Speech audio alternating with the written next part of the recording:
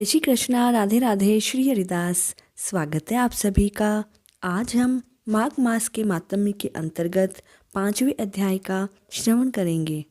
दत्तात्रेय जी कहते हैं, हे राजन, एक प्राचीन इतिहास कहता हूँ। भृगुवंश में ऋषिका नाम की एक विधवा ब्राह्मणी थी, जो बाल्यकाल में ही विधवा हो गई थी। वह रेवा नदी के किनारे विंध्य पर्वत के नीचे तपस्या करने लगी। वह जितेंद्रिय, सत्यवक्ता, सुशील, दानशीला तथा तप करके अपनी देह को सुखाने वाली थी। वह दिन के छठे काल में भोजन करती थी। वह वल्कल धारण करती और संतोष से अपनी जीवन व्यतीत करती।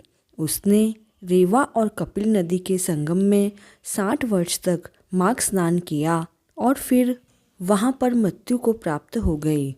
माघ स्नान के फल से वह दिव्य 4000 वर्ष तक विष्णु लोक में वास करके सुंद और उपसुंद दैत्यों का नाश करने के लिए ब्रह्मा द्वारा तिलोत्तमा नाम की अप्सरा ब्रह्मलोक में उत्पन्न हुई।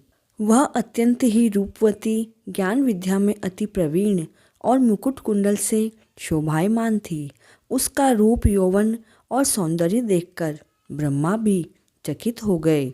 वह कुमारी तिलोत्तमा रेवा नदी के पवित्र जल में स्नान करके वन में बैठी थी।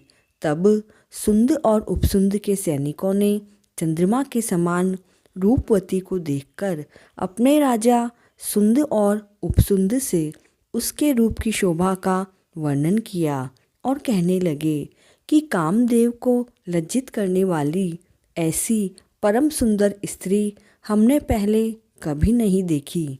आप भी देखें। तब वे दोनों मदिरा के पात्र रखकर वहाँ पर आए, जहाँ पर वह सुंदरी बैठी हुई थी, और मदिरा के पाने से विहल होकर काम पीड़ा से पीड़ित और दोनों ही आपस में उस स्त्री को प्राप्त करने के लिए विवादग्रस्त हुए और फिर आपस में युद्ध करते हुए वहीं समाप्त हो गए। तब उन दोनों को मरा हुआ देखकर उनके सैनिकों ने बड़ा कोलाहल मचाया और तब तिलोत्तमा काल रात्रि के समान उनको पर्वतों से गिराती हुई दशों दिशाओं को प्रकाशमान करती हुई आकाश में चली गई और देव कार्य सिद्ध करके ब्रह्मा के सामने आई।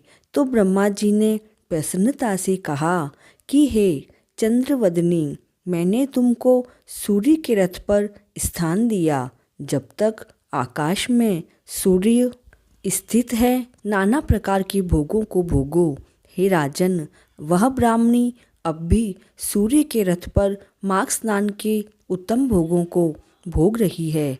इसलिए श्रद्धावान पुरुषों को उत्तम गति पाने के लिए प्रयत्न के साथ माघ मास में विधिपूर्वक स्नान करना चाहिए।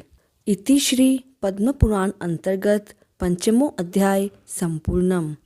आप सभी के मनोरथ सिद्ध हो, ऐसी मंगल कामना के साथ जय श्री कृष्णा।